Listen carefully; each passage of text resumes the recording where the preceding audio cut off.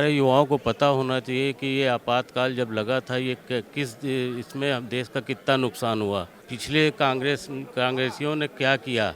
ये आपातकाल लगाना कोई बहुत अच्छी चीज़ नहीं थी, देश बहुत पीछे चला गया था। नहीं, पहले की जो कांग्रेस सरकार थी कभी उसने संविधान के बारे में सोचा ही नहीं। आज हमारी सरकार है वो संविधान के तहत कार्य कर रही है, संविधान की एक एक नियमों के आधार पर कार्य कर रही है। संविधान की हत्या हुई थी, इसमें आपातकाल लगा था और आपातकाल में क्या क्या हुआ था, कितनी यातनाएं दी गई थी। जब जब संविधान का संशोधन किया, यहाँ के हिंदुओं के खिलाफ उन्होंने संशोधन कर 35, 370, इसके बाद अल्पसंख्यक, इसके बाद सेकुलर शब्द जोड़ के जितने देश के राष्ट्रहित में काम किए उनको जेल भेजने का काम किया। एक होता है अगर आप कोई चीज़ लागू कर रहे हैं उसको एक नैतिकता के दायरे में करें, मगर ये जो आज से 51 वर्ष पूर्व हुआ उसमें सारी अनैतिकताएं की गई। हर प्रकार के आपके जो संवैधानिक कानून थे उन लोगों का उनका उल्लंघन किया गया। लोगों को अपने मौलिक अधिकारों से वंचित करते हुए ना शोषण किया गया। मैं आप मीडिया से आते हैं, मीडिया की आवाज़ छीन ली गई।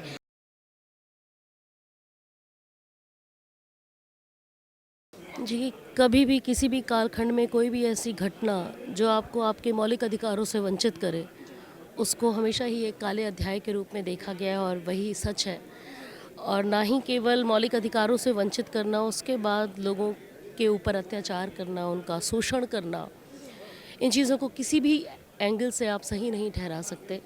तो निश्चित ही तौर पर ये कहा जा सकता है कि इस विषय को ना केवल हमारी ये जो जनरेशन्स हैं इन लोगों को जानना चाहिए, क्योंकि कोई भी किसी भी देश के लिए उसकी आगे वाली जो जनरेशन है, जब तक वो अपने इतिहास को नहीं जानेंगे, इतिहास में क्या हुआ, इतिहास ने के क्या पन्ने हम जब तक नहीं पलटेंगे, आगे का स्वर्णिम इतिहास हम फिर लिख नहीं पाएंगे। ये जो आयोजन है वो इसीलिए किए जाते हैं। आज बहुत ही एक बौद्धिक वर्ग का एक बहुत बड़ा वर्ग आज अपनी बातें यहाँ रखेगा, वो वास्तविकताएं बताएगा जो उस काल में हुई थी कि किस प्रकार लोगों को, एक होता है अगर आप कोई चीज़ लागू कर रहे हैं उसको एक नैतिकता के दायरे में करें, मगर ये जो आज से 51 वर्ष पूर्व हुआ उसमें सारी अनैतिकताएं की गई। हर प्रकार के आपके जो संवैधानिक कानून थे उन लोगों का उनका उल्लंघन किया गया। लोगों को अपने मौलिक अधिकारों से वंचित करते हुए ना शोषण किया गया। मैं आप मीडिया से आते हैं, मीडिया की आवाज़ छीन ली गई।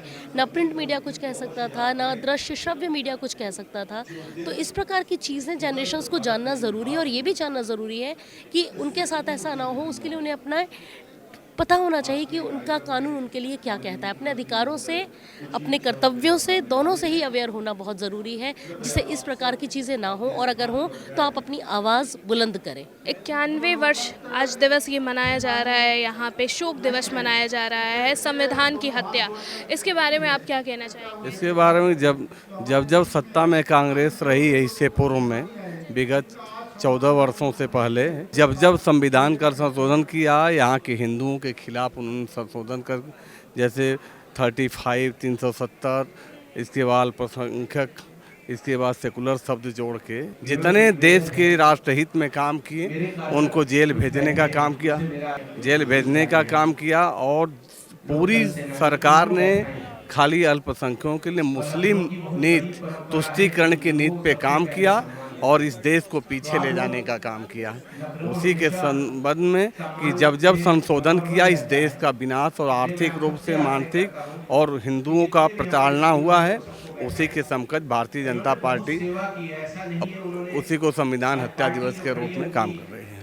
अच्छा, आपको लगता है कि योगी आदित्यनाथ जी की सरकार आने के बाद जो हमारा संविधान है या लोकतंत्र है वो और भी ज़्यादा सजोया जा रहा है, या लोगों के मन में और जागरूकता बढ़ रही है उस चीज़ को लेकर? भारतीय जनता पार्टी केंद्र में सरकार आदरणीय नरेंद्र मोदी जी के और उत्तर प्रदेश में योगी जी के 22 स्टेट में भारतीय जनता पार्टी की सरकार है, डबल इंजन के रूप में काम कर रही। देश को सबका साथ, सबका विकास, सबका विश्वास को लेके काम कर रही है। और जब से योगी जी उत्तर प्रदेश में हैं तब तक यहाँ सबको साथ लेकर चले हैं, चाहे अपराध हो, जीरो टॉलरेंस हो, महिलाओं के विकास की बात हो। आदरणीय प्रधानमंत्री जी ने देश में महिलाओं के लिए जितना काम किया है, महिला सशक्तिकरण के लिए किया है, वैसे उत्तर प्रदेश में और देश की राजनीति, प्रदेश की राजनीति डबल इंजन की सरकार दोनों मिलकर एक साथ देश के विकास के बारे में काम कर रही है। ये कार्यक्रम रखने से जो आगे आने वाली पीढ़ी है उसको ये मालूम होगा कि भाई संविधान की हत्या हुई थी, इसमें आपातकाल लगा था और आपातकाल में क्या क्या हुआ था, कितनी यातनाएं दी गई थी, उसका संस्मरण हो जाता है। तो आज हम लोग को प्रसन्नता हो रही कि कम से कम हम लोग को जो वहाँ पे तकलीफ दी गई, यातनाएं दी गई, आज उसका हमको फल दिखाई दे रहा है कि भाई हमारा सम्मान वहाँ हो रहा है। उस समय हम लोग विद्यार्थी परिषद से जुड़े थे, विश्वविद्यालय में ला के छात्र थे, तो हम लोग को मालूम हो गया था, इमरजेंसी लग गई तो अंडरग्राउंड हो गए थे हम लोग। फिर बाद में हम अरेस्ट हो गए थे, 11 महीने जेल में रहे, फिर हम छूटे वहाँ से। अच्छा, इमरजेंसी क्यों लगी थी? जैसे एग्जैक्ट किसी को पता नहीं है कि क्यों लगी थी। बहुतों ने कहा कि इंदिरा गांधी जी ने कुछ चीज़ें छिपाने के लिए इमरजेंसी लगाई थी। इस पे आप क्या कहेंगे? इमरजेंसी इसलिए लगी थी कि 12 जून 1975 को इनका चुनाव अवैध हो गया था, इंदिरा जी का, राजनारायण जी ने रेट दाखिल की थी, वो अवैध हो गया था। तो उन्होंने जब देखा कि उस समय जयप्रकाश जी का आंदोलन चल रहा था और सारा युवा जो है उनके अगेंस्ट था, तो उनको अपनी कुर्सी बचानी थी। कुर्सी बचाने के लिए उन्होंने ये आपातकाल लगाया कि जैसे हमारी कुर्सी बची रहे। उसके बाद उन्होंने सेंसरशिप लगा दी, पेपरों पे, अखबारों पे, कोई किसी से बात नहीं कर सकता था। अब हमारे ही जो बहुत क्लोज थे वो हम लोग से दूर रहते थे कि ऐसा ना हो कि हम इनकी वजह से हम भी फंस जाएंगे। तो ये उन्होंने अपनी सिर्फ कुर्सी बचाने के लिए जो है ये आपातकाल लगाया। आपका क्या नाम है? मेरा नाम कामता प्रसाद है। क्या लग रहा है यहाँ पे आज आप आए हुए हैं? एक तरह से शोक दिवस की तरह मनाया जा रहा है, क्योंकि बहुत एक कह सकते हैं कि बहुत काला समय था उस टाइम पे, क्योंकि बहुत यातनाएं झेलनी पड़ी थी लोगों को। तो क्या लगता है कि जो ऐसे आयोजन किए जाते हैं सरकार की तरफ से, इससे कितनी जागरूकता बढ़ेगी? सरकार के द्वारा जो ये आयोजन किए जा रहे हैं ये एक पहल है और ये एक मजबूत पहल है। यहाँ के बाद हम लोग जो है गांव में जा कर के लोगों को समझाने का प्रयास करते हैं, बताने का प्रयास करते हैं, और जब बार बार एक ही चीज़ लोगों को बताई जाएगी तो फिर वो इससे जागरूक हो जाते हैं। और ऐसे क्या है, लोग यही पहले नहीं जानते थे कि संविधान होता क्या, पहले लोगों को यही नहीं पता था। आज संविधान के बारे में लोगों को पता हो गया कि फिर संविधान में कौन से अधिकार किसको दिए गए, उसके बारे में लोगों को पता हो गई। तो जब हम लोग गांव-गांव जाते हैं तो पूरे संविधान के बारे में उनको बताते हैं और फिर बताते हैं कि संविधान के साथ छेड़छाड़ कितने बार किसने किया, क्यों किया, किस लिए किया, किन लोगों ने अपने हित के लिए किया और किन लोगों ने देश हित में संशोधन करने का काम किया। तो ये बहुत ज़रूरी था हम लोगों के हिसाब से। अच्छा, आपको लगता है कि योगी आदित्यनाथ जी लोकतंत्र और संविधान से जुड़े जितनी भी कथाएं हैं या फिर जो हिस्ट्री है हमारी, उसको सजोने का काम कर रही है और जागरूकता फैलाने का काम कर रही है? बिल्कुल, पूरी तरीके से। इसके पहले आप देखिए बहुत सारी सरकारें बनी, लेकिन संविधान के बारे में किसी ने कुछ बताने का काम नहीं किया। आज भारतीय जनता पार्टी की सरकार जब से 2014 से माननीय प्रधानमंत्री नरेंद्र मोदी जी के कार्यकाल से बनी, तब से लेके आज तक आप देख रहे हैं कि संविधान के बारे में लोगों को जागरूकता हो गई। संविधान उन्होंने, आपने देखा होगा कि 14 के बाद जब 19 में वो बने तो उन्होंने संविधान को माथे से लगाया, उन्होंने फर्स्ट प्रायोरिटी उन्होंने दी। मतलब उनका एक साफ संदेश था कि ये देश संविधान से चलता है, ना कि और चीज़ों से चलता है, और अगर मैं बना हूँ तो संविधान से ही ये देश चलेगा पूरी तरीके से। जागरूकता तो बहुत बढ़ेगी, इससे सच्चाई में है, क्योंकि जो हमारा जो 25 जून 1975 को जो हमारा संविधान की हत्या की थी कांग्रेस के द्वारा किया गया था, पूरी इमरजेंसी लगा के पूरे देश में मतलब सबको लॉक कर दिया गया था। तो ये संविधान के विपरीत था। आज हमारी सरकार बिल्कुल संविधान के तहत पे चल रही है और इससे जागरूकता भी बढ़ रही है, युवाओं में भी बढ़ रही है कि जागरूकता ये हो रही है कि कम से कम हम लोग को संविधान के विषय में पता है। आज हम यहाँ पे बैठे हैं तो संविधान की ही बदौलत बैठे हैं। संविधान की कहीं से कोई नहीं है। अब जैसे पिछली चुनाव में 2024 के चुनाव में हमने देखा कि विपक्ष के द्वारा संविधान बदलने के लिए कहा गया है, ऐसा कुछ नहीं होने वाला। संविधान, माननीय प्रधानमंत्री जी ने स्वयं कहा है कि संविधान से कभी कुछ नहीं। जो भी संविधान में जैसे चूँकि जो नियम में परिवर्तन हो रहे हैं उस जनहित को देखते हुए परिवर्तन किए जा रहे हैं, जबकि संविधान को कहीं पर कोई छेड़छाड़ नहीं हो रही है। और पूरी सरकार हमारी संविधान के द्वारा ही चल रही है और हम सबका दायित्व है कि अंतिम छोर तक जो व्यक्ति खड़ा है उसका विकास करना है। और चूँकि संविधान से जो विपक्ष द्वारा भ्रम फैलाया जा रहा है वो बिल्कुल निराधार है, कहीं से कोई संविधान के काम नहीं किया जा रहा है। ये सब पता होना चाहिए, हमारे युवाओं को पता होना चाहिए कि ये आपातकाल जब लगा था ये किस इसमें हम देश का कितना नुकसान हुआ। तो इन सब चीज़ों को जागरूक होना चाहिए, युवाओं को जागरूक होना चाहिए। इसीलिए ये सब कार्यक्रम हमारी सरकार करती है कि पिछले कांग्रेसियों ने क्या किया, ये आपातकाल लगाना कोई बहुत अच्छी चीज़ नहीं थी, देश बहुत पीछे चला गया था।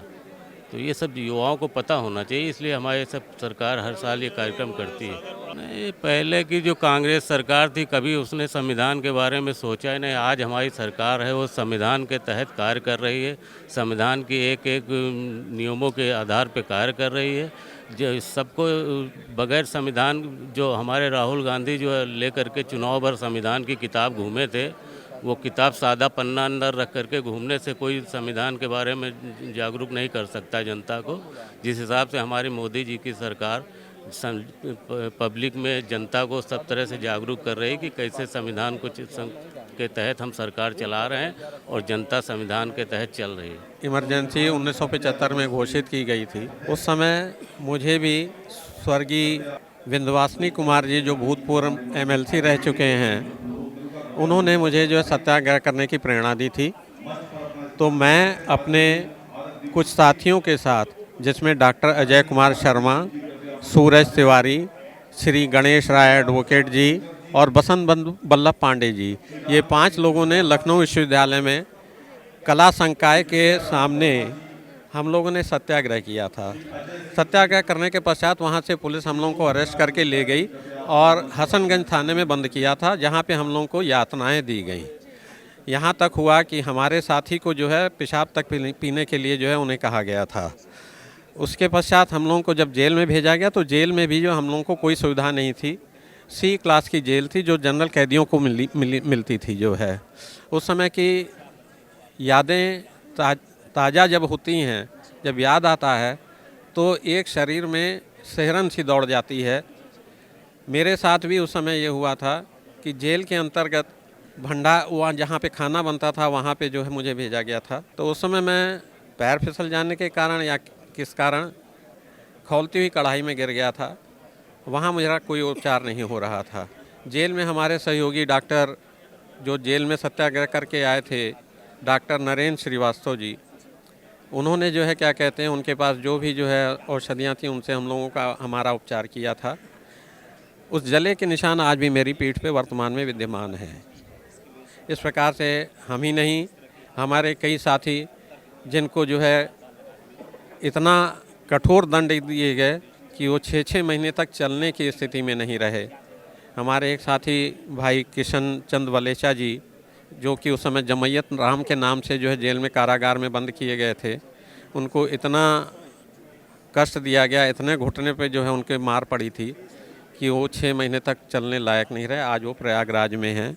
और कई ऐसे हमारे साथी हैं जिन्होंने अनेक यातनाएं सही।